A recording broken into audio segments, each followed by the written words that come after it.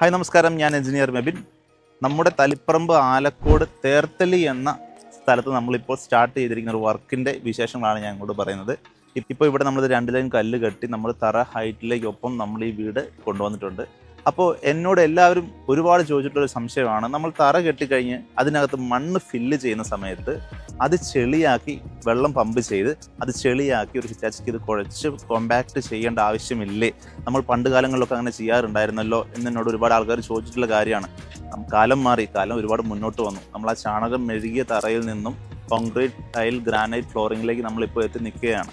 അപ്പോൾ അത്തരം സാഹചര്യങ്ങളിലേക്ക് എത്തുന്ന സമയത്ത് നമ്മുടെ നിർമ്മാണ രീതിയും അതിനനുസരിച്ച് മാറേണ്ടതുണ്ട്. പഴയ കാലത്തെ അതേ നിർമ്മാണ രീതി ഇപ്പോഴും നമ്മളത് പിന്തുടരേണ്ട യാതൊരു ആവശ്യവുമില്ല. അപ്പോൾ എന്നോട് ചോദിച്ചിട്ടുള്ള കാര്യം, ഇത് കോമ്പാക്റ്റ് ചെയ്ത്, അതായത് വെള്ളം ഒഴിച്ച് കോമ്പാക്റ്റ് ചെയ്യണം എന്നുള്ളതാണ്. അതിൻ്റെ യാതൊരു ആവശ്യവുമില്ല. നിങ്ങളൊരു വീട് പണിയുന്ന സമയത്ത് നിങ്ങൾ അതിന് തറ കോൺക്രീറ്റ് ചെയ്യുന്നുണ്ട്. ഈ ടോപ്പ് ലെയറിലെ മണ്ണ് ഇടിച്ചുറപ്പിച്ച് നിങ്ങൾ തറ കോൺക്രീറ്റ് ചെയ്യുന്നുണ്ട്.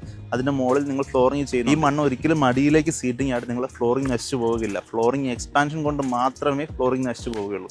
അത് നിങ്ങൾ എപ്പോഴും ശ്രദ്ധിക്കേണ്ട ഒരു കാര്യമാണ്. അതുകൊണ്ട് അനാവശ്യമായി ചില വീഡിയോസിലൊക്കെ കാണുന്നത് പോലെ വെള്ളം ഇതിനകത്തേക്ക് ഒരുപാട് പമ്പ് ചെയ്ത് അത് ചെളിയാക്കി കുഴച്ച് മറിച്ച് നിങ്ങൾ കോമ്പാക്റ്റ് ചെയ്യേണ്ട യാതൊരു ആവശ്യവുമില്ല.